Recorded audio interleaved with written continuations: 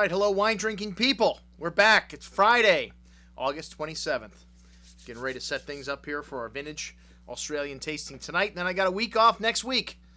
I'm looking forward to that. Got a lot of stuff to get ready for the fall. We've got a lot of great tastings coming up the next couple months. Take a look on our calendar of event, because a lot of these events we do in the store do sell out way ahead of time. We only have 16 seats in the store, people. Perfect size group for one bottle of many wines. All right, well, what did I drink yesterday? Well, yesterday we had a pretty good day in the store, and we dragged our big bottle of Cambria out here that we mentioned in the first part of the email. Those are on sale for $20 a bottle, and we had 3 suppliers in the store yesterday.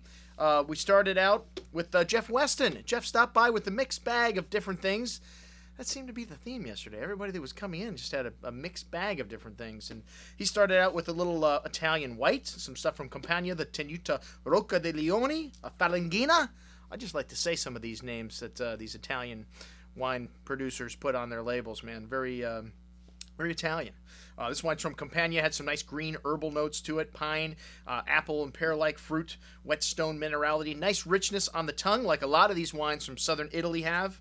And then some nice kind of chalky minerality to it on the finish. Maybe a little bit of spritz to it. Very nice, very refreshing. Nice little white at $15.75. And then we had a little Greco di Tuffo, another one of the traditional white varietals from Campania. And this wine had a little bit of a honey kind of character to it. Notes of apple and peach, white kind of flowers, little tangerine citrus on the tongue with, again, some whetstone-like minerality, concentration of like skim milk. A nice little everyday wine, very refreshing, just like how we like it. Leaves the tongue salivating for food. All right, then kind of a disappointing wine. Heitz Cellars, man. The Napa Chardonnay from them, I mean, it was okay, but oof, nothing. I mean, not for $27. I can give you $10 Chardonnays I have on the shelf that are this good. We don't like to talk bad about wines, but I mean, I'm going to be honest with you. I got $10 wines that are better than this.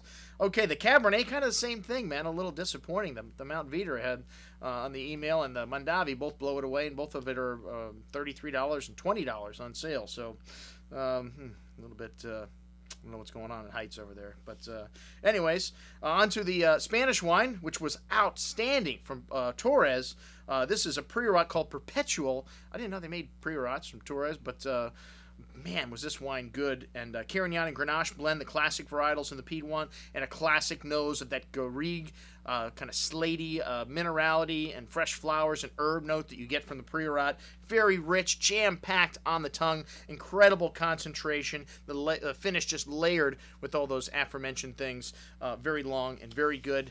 I don't know why you're going to end a tasting on this kind of a note with a Rupert and Rothschild wine from the Western Cape, but man, that wine didn't show very good at all. Should have showed that wine first. I'm not a big fan of South African wines anyways, but tasted like Pinotage to me. There was no Pinotage in it, and Pinotage is one varietal that I just have no use for. All right.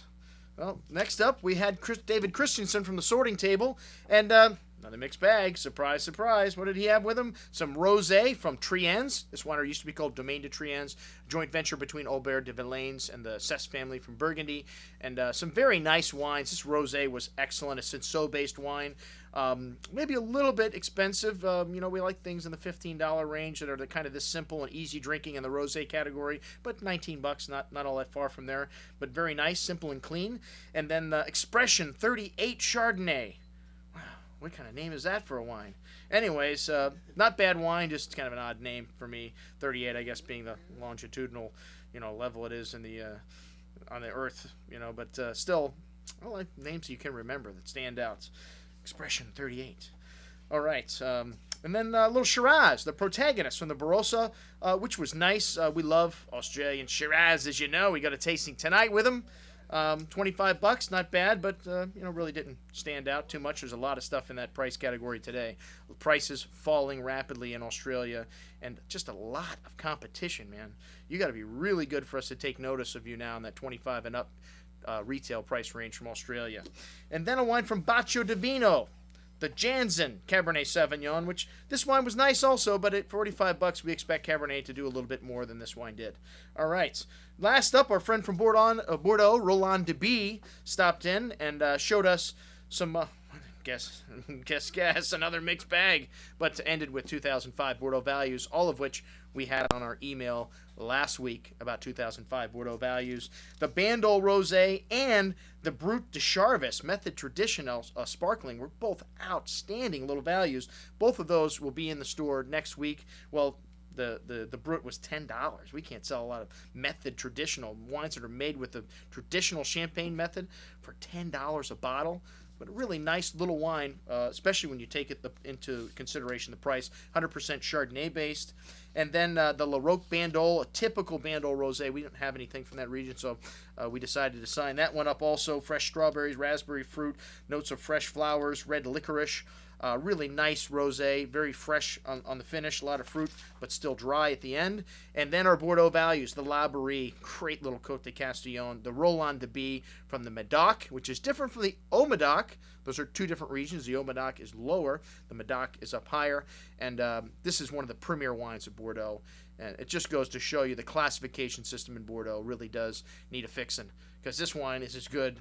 It's a lot of classified growths, man, at a fraction of the cost. Kudos to you guys at Roland de Bie. Outstanding stuff. The wine of the day yesterday for me. And then the Chateau St. Colombe. I don't know why I finished with this wine. This is one that should have been before the Roland de Bie, without a doubt. But really nice little wine. Also, great structure. This is Gerard Purse's entry-level wine from the Côte de Castillon. All right. Well, you know I'm having wine with dinner. And last night we had dinner at Mancini's restaurant. Mancini's been on Las Olas for, God, it must be 10 years now, and a really nice little restaurant there, great patio, and some really good food. I would have to say this is one of the best dinners I've been to there, and it seems like the chef has turned it up a notch here. Chef Pietro Rota, and he's been there for a little while also. He made all the pasta fresh last night. The barley risotto he made was out of this world, and perfectly cooked duck breast. Everything just executed perfectly. Keep an eye out for more events at Mancini's on our schedule. You guys definitely want to check out the next thing that happens if you're available. The wines were pretty good also. The first wine, the Vermentino, nice, light, crisp, very easy drinking, everything Vermentino should be. The Caparzo Rosso Di Montalcino from 06, a great vintage for Rosso Di Montalcino. Very light, very easy drinking wine. Maybe not like 100-point wine from the Wine Spectator, but really nice everyday Sangiovese based wine, and went really nice with the pasta and the rabbit course. Okay, next up we had a little Chianti Classico, and from Borgo Scopeto. This is a property whose history goes back like 1,000 years. A lighter style Chianti, but very good, from a lighter vintage, 2005. And then we had Brunello with Swordfish.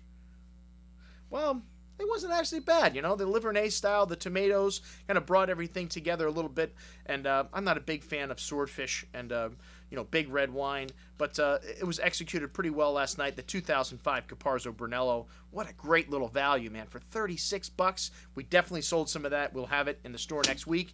And then a little Wars Tawny for dessert, and that's what I had to drink last night, folks. Check it out on today's email. I'm your host, Andrew Lampasone, signing off for the Wine Watch, saying remember, always drink the good stuff first.